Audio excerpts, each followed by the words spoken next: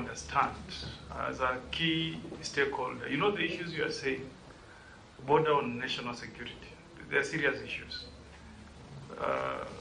It worries when I read that in the disciplined forces, out of 106,000 officers, 51.7% earn less than a third of their basic salary. And that includes even officers serving in prison. I mean, that is something that any government cannot ignore.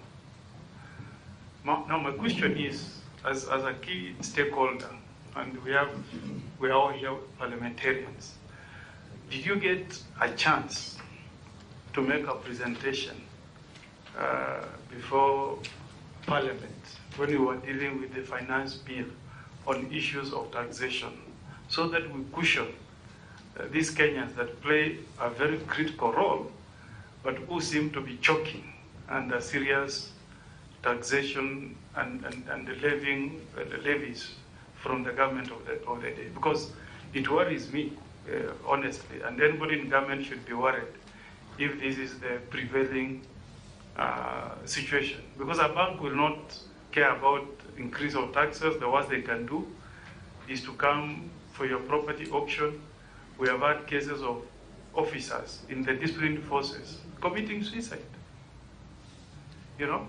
So did you ever make such a presentation to Parliament when we were considering the finance bills? Number two, you play a critical role in promoting values and principles under Article 10 of the Constitution. And I'm also from one of the marginalized, so-called marginalized communities. I don't want to repeat the question on KRA that the former Vice President has asked, but I want to ask a specific question. This issue around national unity, inclusivity. When you make proposal for appointment of some of the key state officers, like principal secretaries, do you take into account the need to ensure that all the 43 tribes are represented? Because out of the 56 principal secretaries, for example, we had people from Mount Elgon, Sabot, they say they are not represented. The Kisii are not represented. You know, we have communities that have over 16 representation in principal secretaries.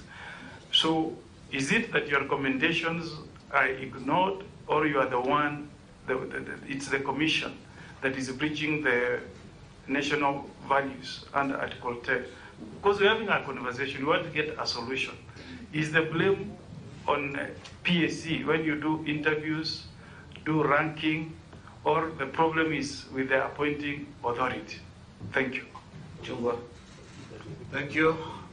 I'm trying to